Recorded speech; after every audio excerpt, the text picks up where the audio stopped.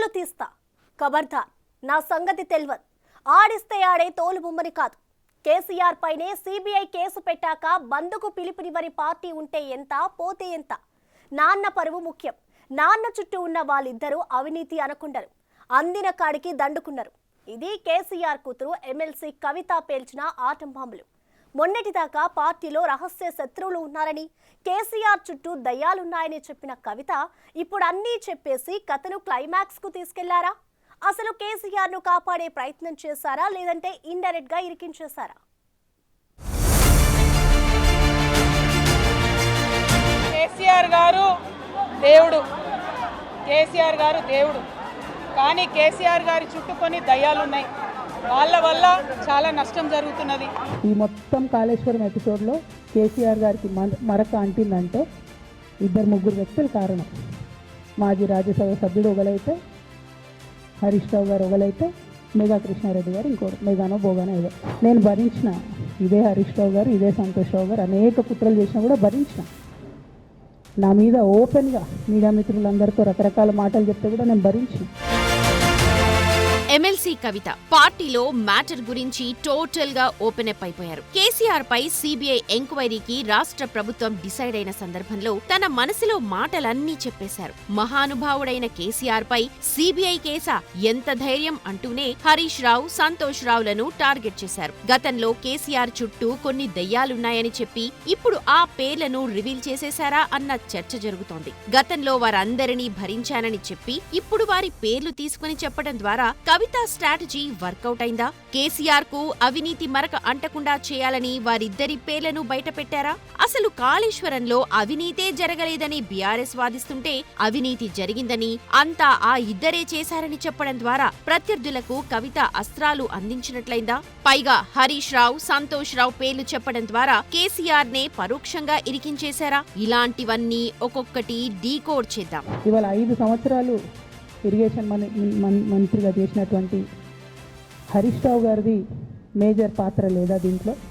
అందుకే కదా కేసీఆర్ గారు వారిని సెకండ్ టర్మ్లో తప్పించింది. ఈ మొత్తం కాళేశ్వరం ఎపిసోడ్లో కేసీఆర్ గారికి మరక అంటిందంటే ఇద్దరు ముగ్గురు వ్యక్తులు కారణం. మాజీ రాజ్యసభ సభ్యుడు ఒకలైతే, హరీష్ రావు గారు ఒకలైతే, మేఘా కృష్ణారెడ్డి గారు ఇంకోటి, మేఘానో బోగానో ఏదో. కవిత చేసిన కామెంట్స్ చూశారు కదా. డైరెక్ట్ గా హరీష్ రావు, సంతోష్ రావు, పైగా ఫస్ట్ టర్మ్ లో హరీష్ రావు ఇరిగేషన్ మినిస్టర్ గా ఉంటే ఆ తర్వాత కేసీఆర్ తీసేశారన్నారు. విపరీతంగా అవినీతి చేస్తున్నారు అన్న ఉద్దేశంతోనే తొలగించారన్నట్లు మాట్లాడారు. మరి ఇరిగేషన్ మినిస్టర్ గా తొలగిస్తే ఏకంగా ఆర్థిక శాఖ బాధ్యతలను కేసీఆర్ ఎందుకు అప్పగించినట్లు? ఇక్కడే చాలా ట్విస్ట్లు ఉన్నాయన్న వాదన వినిపిస్తోంది. వీళ్ళిద్దరూ అవినీతి మరకలను కేసీఆర్ కు అంటించారని కవిత అంటున్నారు. మరి అవినీతి మరకలు ఉన్న వారిని కేసీఆర్ దగ్గర తీయడంతో ఆ జర్నీ కంటిన్యూ అయినట్లు కాదా అన్న ప్రశ్నలు ప్రత్యర్థులు వినిపిస్తున్నారు.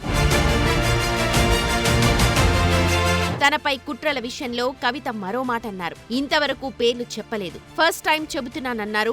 ఏంటో చూద్దాం. కేసీఆర్ గారి మీద సిబిఐ ఇవాళ నేను వేస్తా అని చెప్తున్నాడంటే కారణం ఎవరు దీనికి? నేను భరించిన ఇదే హరీష్ రావు గారు, ఇదే సంతోష్ రావు గారు అనేక కుట్రలు చేసినా కూడా భరించిన. నా మీద ఓపెన్గా మీడియా మిత్రులందరితో రకరకాల మాటలు చెప్తే కూడా నేను భరించిన. నా పర్సనల్ అటాక్కి నేను ఎప్పుడు కూడా వాళ్ళని ఇంతవరకు పేరు పెట్టి పిలవలేదు, మాట్లాడలేదు. ఫస్ట్ టైం చెప్తున్నాను. ఎందుకోసం చెప్తున్నా? కేసీఆర్ గారికి ఈ వయసులో సిబిఐ ఎంక్వైరీ ఏందండి? ఎందుకోసం ఆ కర్మ పట్టింది? ఎందుకు భరించాలి? ఇటువంటి వాళ్ళని చూస్తూ ఎందుకోసం ప్రొటెక్ట్ చేసుకోవాలి? బీఆర్ఎస్ పార్టీ తమ్ముల కోపం రావచ్చు, కానీ వాస్తవాలు చేదుగున్నా అప్పుడప్పుడు మాట్లాడుకుంటేనే, మందు తీసుకుంటేనే ఆరోగ్యం మంచిదైతే. చూశారుగా, తనపై కుట్రలు చేసినా భరించానన్నారు.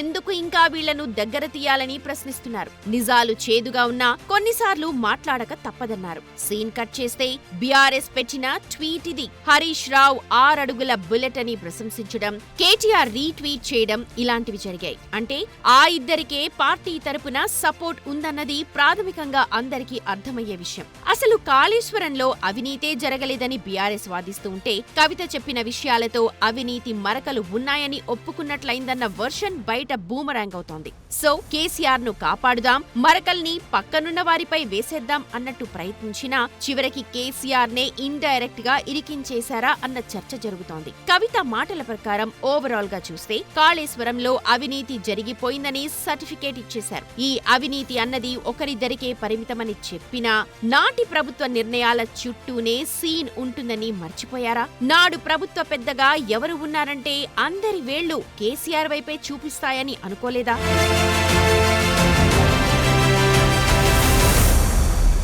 కవిత మాట్లాడిన మరో విషయం చూస్తే కేసీఆర్ పై సిబిఐ ఎంక్వైరీ అంటే పార్టీ తరపున బంద్ కాల్ ఇవ్వొద్దా అని ప్రశ్నించారు. అలా బంద్ కాల్ ఇవ్వని పార్టీ ఉంటే ఎంత పోతే ఎంత అన్నట్లుగా మాట్లాడారు. ఆవిడేమన్నారో ఒకసారి చూడండి. ఇంకా కూడా ఇటువంటి వ్యక్తుల్ని దూరం పెట్టుకోకుండా ఉంటే కేసీఆర్ గారి మీద సిబిఐ కేసు వేసేటటువంటి స్థాయికి వచ్చినాక ఏం పార్టీ ఉంటేందుకు పోతుంది.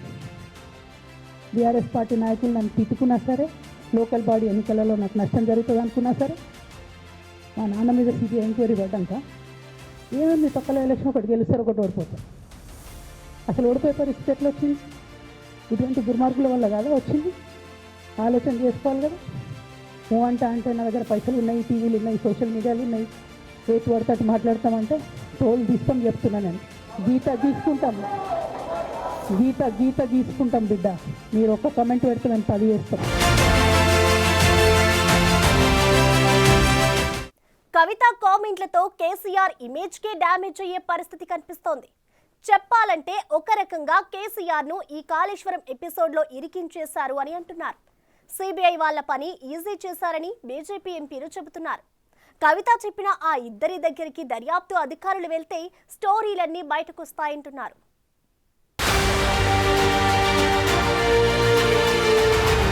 హరీష్ రావు, సంతోష్ రావు తనపై కుట్రలు చేస్తున్నారని చెప్పి అవినీతి మరకలను వారికి అంటించారు కవిత. ఇది బీఆర్ఎస్ కు మరింత నష్టం చేసే స్టేట్మెంట్. నష్టం జరిగితే జరిగింది, అందరికీ విషయం తెలియాలి కదా అని కవిత అంటున్నారు. సో ప్రస్తుతం సోషల్ మీడియాలో 2 వైపులా మద్దతుగా పోస్టులు పెడుతున్నారు వారి సపోర్టర్స్. హరీష్ రావు కు సపోర్టుగా కొందరు, కవితకు సపోర్టుగా ఇంకొందరు. ఇలా 2గా చీలిపోయారు. కవిత అలా కామెంట్లు చేయగానే ఇలా 6 అడుగుల బుల్లెట్ అని బీఆర్ఎస్ పార్టీ తరపున ట్వీట్ చేయించారు. ఆ వెంటనే కేటీఆర్ బావకు అండగా రీట్వీట్ చేశారు. లిక్కర్ కేసులో కవిత అరెస్ట్ అవ్వటం, తీహార్ జైలుకు వెళ్లటం అప్పుడు కేసీఆర్ కు మరక అంటలేదా అని కొందరు సోషల్ మీడియాలో క్వశ్చన్ చేశారు. అంతేకాదు కవిత అరెస్ట్ టైంలో ఇంటికి వెళ్లి హరీష్ రావు సంఘీభావం ప్రకటించిన విషయాన్ని ఇంకొందరు ప్రస్తావిస్తున్నారు. అటు ఢిల్లీ తీహార్ జైలుకు హరీష్ రావు చాలా సార్లు వెళ్లి కవితను కలిసొచ్చారు. అటు కేటీఆర్ కూడా అరెస్టు చేయటానికొచ్చిన ఈడీ ఆఫీసర్లతో ఢీ అంటే ఢీ అన్నట్లుగా వ్యవహరించారని, కవిత బెయిల్ కోసం కేటీఆర్, హరీష్ రావు ఢిల్లీకి ఎన్నిసార్లు వెళ్లారో లెక్కలేదు. కవిత కష్టాల్లో ఉన్నప్పుడు మద్దతుగా ఉంటే ఇప్పుడు ఇలా నిందలు మోపటం కరెక్టా? పార్టీని ఇంకెంత ఇబ్బందులు పెట్టడం సబబేనా అన్న అర్థమొచ్చేలా మరికొందరు పోస్టులు పెడుతున్న పరిస్థితి. వీటిపై కాంగ్రెస్, బీజేపీ నుంచి గట్టిగానే కౌంటర్లు పడుతున్నాయి. ఈరోజు కల్వకుంట్ల కవిత గారు చెప్పకనే చెప్పింది కాళేశ్వరంలో అవకతవకలు జరిగినట్టుగా ఒప్పుకుంది. కారకులు ఎవరు అన్నదాన్ని పక్కకు పెడితే ఆమె మాట్లాడిందంట కేసీఆర్ గారు ముఖ్యమంత్రి హయాంలో, హరీష్ రావు గారు ఇరిగేషన్ శాఖ మంత్రిగా ఉన్న హయాంలో కాళేశ్వరం ప్రాజెక్టు స్కామ్ జరిగింది. పీసీ ఘోష్ గారు ఇచ్చినటువంటి నివేదికను బలపరుస్తూ నిన్న అసెంబ్లీలో జరిగినటువంటి చర్చలను కూడా ఆమోదించినట్టుగా మాట్లాడింది.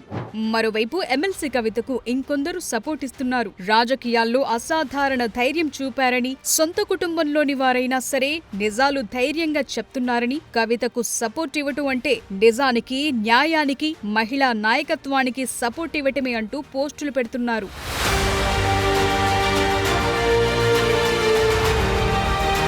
బీఆర్ఎస్ విపక్షంలోకొచ్చాక ఇష్యూస్ ఆధారంగా ఏ నిరసనైనా తీసుకోండి. కేటీఆర్, హరీష్ రావు ఒక్క వేదికపై అస్సలు కనిపించలేదు. ఎవరి వర్గం వారిదే, ఎవరి గోల వారిదే, ఎవరి ఆందోళన వారిదే. బీఆర్ఎస్ లో ఆధిపత్య పోరు పెరుగుతోందని ఎప్పటి నుంచో కథ నడుస్తున్నా ఇప్పుడది క్లైమాక్స్ కు చేరింది. లైన్ దాటడంతో కవిత ఎపిసోడ్ ను పార్టీలో ముగించేశారు. అసలు కాళేశ్వరం ప్రాజెక్ట్ అన్నది కేసీఆర్ మానస పుత్రికగా ప్రచారం చేశారు. స్వయంగా కేసీఆర్ చాలా సార్లు తన గొప్పతనమే అని చెప్పారు. చెప్పుకున్నారు. అవినీతిని హరీష్ రావు, సంతోష్ రావుకు మాత్రమే ఆపాదిస్తే ఈ ప్రాజెక్టుపై గతంలో సీఎంగా ఉన్న కేసీఆర్ నియంత్రణ ఎటు వెళ్లింది, పట్టించుకోలేదా అన్న ప్రశ్నలు రావటం సహజమే. అంతేకాదు కేసీఆర్ నాయకత్వ నిర్ణయాలు, అలాగే నమ్మకస్తులుగా హరీష్, సంతోష్ రావులను పెట్టుకోవటం, వారినే నమ్మటం కేసీఆర్ తప్పిదమే కదా అన్న పాయింట్ హైలైట్ అవుతోంది. ఇదంతా కేసీఆర్ నాయకత్వ లోపమే అన్న విషయం ఫైనల్ గా ప్రొజెక్ట్ అయ్యే పరిస్థితి.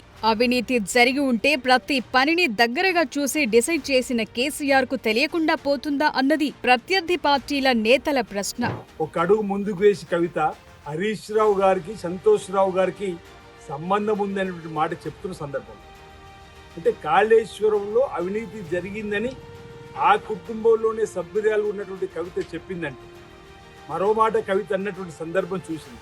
హరీష్ రావు గారి హయాంలో జరిగినటువంటి అవినీతి అక్రమాలను గమనించే పక్కన పెట్టినామని అంటే ఆ రోజు ఎందుకు ఈ అవినీతి అక్రమాలపైన నిలదీయలేరు కవిత గారిని ఈ సమాధానం సమాజానికి చెప్పాల్సిన అవసరం ఉంది. అవినీతి అక్రమాలు కాళేశ్వరం కామధేనుగా మారింది వారికి అనేటువంటి మాట ఈరోజు వారి కుటుంబ సభ్యురాల నుంచే వచ్చినటువంటి మాటని రోజు తెలంగాణ సమాజం ఆసక్తిగా గమనిస్తున్న వేళ కవిత వ్యాఖ్యలు బీఆర్ఎస్ ను స్థానిక ఎన్నికలకు ముందు బలహీనపరిచాయి. అంతేకాదు ఈ అంతర్గత విభేదాలు కేసీఆర్ రాజకీయ వ్యూహంపై ఎఫెక్ట్ చూపించాయి. కేసీఆర్ ను రక్షించటం కోసమే కవిత మాట్లాడారు అనుకున్న ఈ వివాదం కేసీఆర్ పొలిటికల్ ఇమేజ్ ను మరింత దెబ్బతీసేలా సీన్లు మారాయి. పార్టీలో అంతర్గత సంక్షోభం ఎలా ఉందో అందరికీ బయటకు తెలిసేలా చేసింది. అవినీతి జరిగిందని కేసీఆర్ కుమార్తె చెప్తే ఇక జరగలేదని బీఆర్ఎస్ వాదించే పరిస్థితి ఉంటుందా? అందుకే వేటు వేస్తేనే కరెక్ట్ అన్న నిర్ణయానికి వచ్చారంటున్నారు. ఇక ప్రత్యర్థి పార్టీల నేతలైతే కవిత కామెంట్ల చుట్టూ కథ నడిపిస్తున్నారు. కవిత గారి స్టేట్మెంట్ చూస్తా ఉన్నా, ఆమె ఓపెన్ గా చెప్పేస్తున్నది హరీష్ రావుకి, సంతోష్ రావుకి 100 కోట్లు 1000 కోట్ల రూపాయలు వచ్చినాయి కాళేశ్వరంలో అని. వీళ్ళిద్దరే కారణం కేసీఆర్ మీద ఇవాళ సిబిఐ ఎంక్వైరీకి వచ్చినందుకు అని. ఆమె కుటుంబ సభ్యురాలు, ముఖ్యమంత్రి గారి కూతురు, వర్కింగ్ ప్రెసిడెంట్ గారి చెల్లెలు, ఆనాటి ఇరిగేషన్ మినిస్టర్ గారి కజిను. ఆమె అంత బాగా అంత పెద్ద మాటలు చెప్తుంటే, అంత ఓపెన్గా ఆమెకు తెలిసినట్టు మాట్లాడినప్పుడు రేపు సిబిఐ టేకప్ చేయగానే ఇన్వెస్టిగేషన్ ఫస్ట్ కవిత గారిని పిలుచుకోవాలండి. ఫస్ట్ కవిత గారిని పిలుచుకుంటే ఈజీ అయిపోతుంది, టాస్క్ ఈజీ అవుతుంది. కాళేశ్వరంలో అవినీతి జరిగిందని తన తండ్రికి మాత్రం ఏ పాపం తెలియదని చెప్తే ఎవరు నమ్మరు కదా. అసలు కవిత కాళేశ్వరంలో అవినీతి జరిగిందని చెప్పటం ద్వారా ఏమాశించి అంత సంచలన వ్యాఖ్యలు చేశారన్నదే కీలకంగా మారింది.